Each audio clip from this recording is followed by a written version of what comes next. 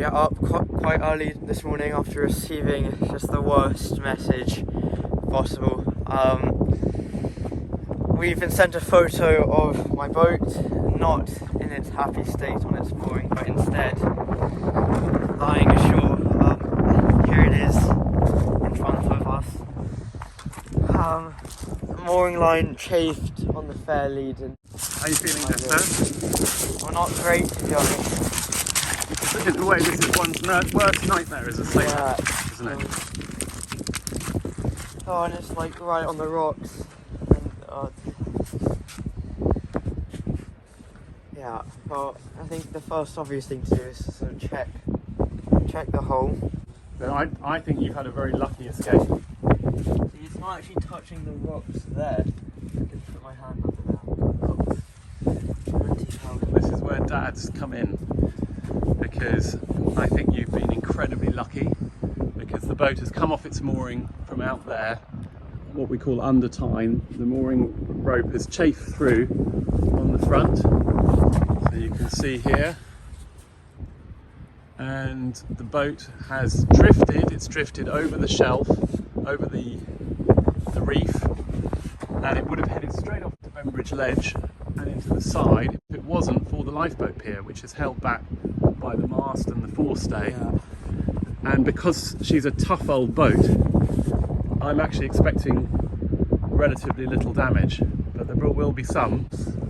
We've been planning a trip off tonight, overnight stay in an anchorage on the other side at East Head, but I don't think that will be happening. So Nesta, what's the plan for getting this mast off? So the plan for getting the mast off is to undo all the shrouds, have a line up at the top, and then slowly ease it down, and hopefully it will come that way. I suspect we need another line to sort of stop it going over that way. Yeah, that's a good plan. We got our friend Al here, who's an expert in these things. Al, what do you think? Good idea. So let me try and explain that a little better. So here's my boat on the rocks. Those are windows, in case you couldn't tell. This is the pier behind, and so the plan of action is to have me up at the top with a line attached to the mast. Then we're going to have someone down at the foot of the mast to help lift it off, and we're going to use the line to slowly lift the mast down onto the people below. Let's see if it works.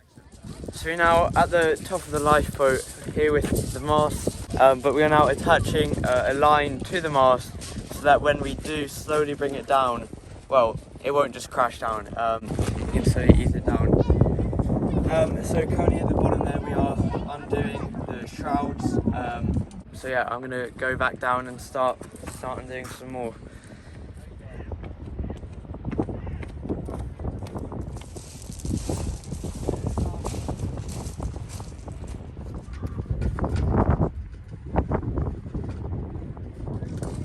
Right, I'm just attaching this rope here and trying to put it really quite tight onto the mast so that it takes the position of the forestay, takes the weight of the forestay. We're going to release the forestay and hope for the best.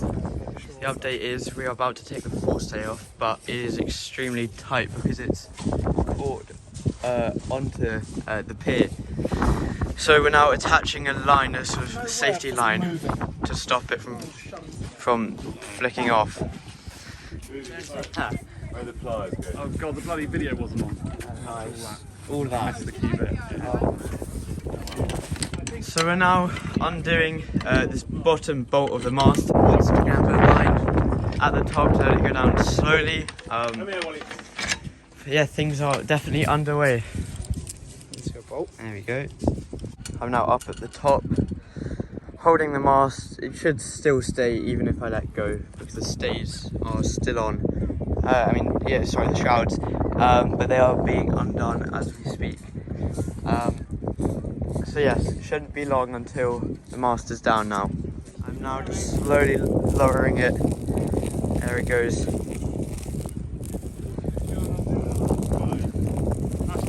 Success. So, as you see behind me, we've taken the mast down, and now I think, well, I was about to say the hard bit's done, but we've now got to navigate out of here, either going that way or that way. We haven't quite decided yet when the tide does come up. Successful morning, definitely, and no signs of too much damage. Perhaps a bit of gel coat filler is going to be needed.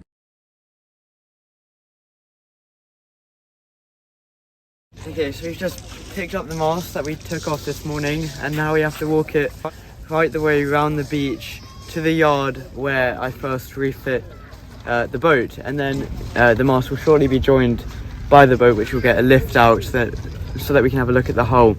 But it is quite a long walk.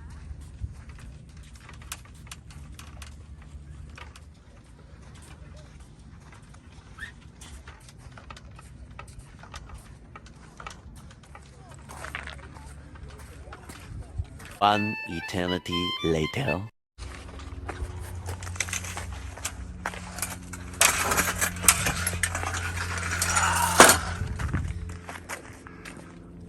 We've made it with the mast all the way around the beach. I think both of our shoulders are probably hurting a little. But this is where we first refit the boat, and look, they still have that yellow boat there, and we were just right next to it. We were next door, so Yeah. in a way she's coming home. It's all exactly as you intended, isn't it? Yeah, of course. Yeah, it was the plan. So it's been about 5 hours since we took the mast down, and since then the tide has come up by quite a lot. And the plan now is to wait for the tide to come up, and then I've got an anchor that goes out of the stern fair lead, and I'm hoping I can pull my way out. It could only be an hour or two now until she starts to float and we can push her off. But yeah, it's been an eventful day.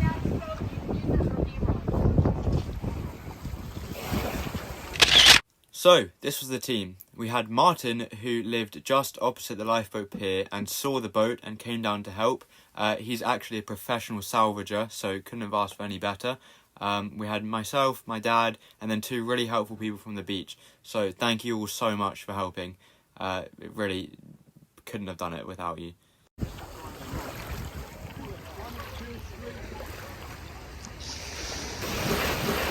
Unfortunately, I don't have the video, but we were able to spin the boat around and get it off the rocks.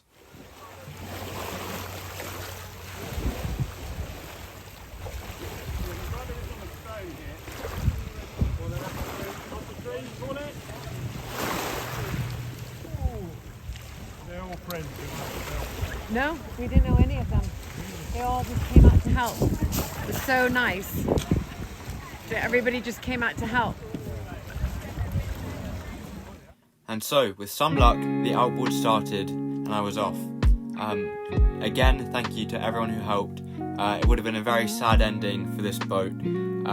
So, thank you so much for helping.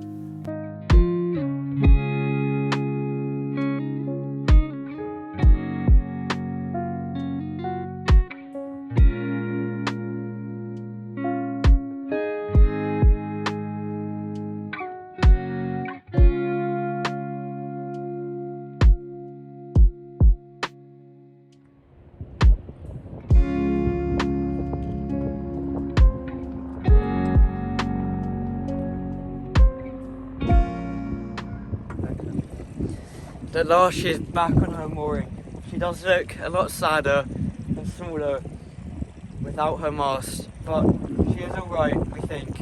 I did have a snorkel down below and check on the hull, and it was alright. Just sort of gel coat that's come off on the bottom of the keel, so it's a bit of exposed fiberglass, but no serious damage, thankfully. She's now got a new mooring line, I can confidently say. And hopefully will last just 2 more days until she gets lifted out, and then we can repair all the damage that's been done. But what a day.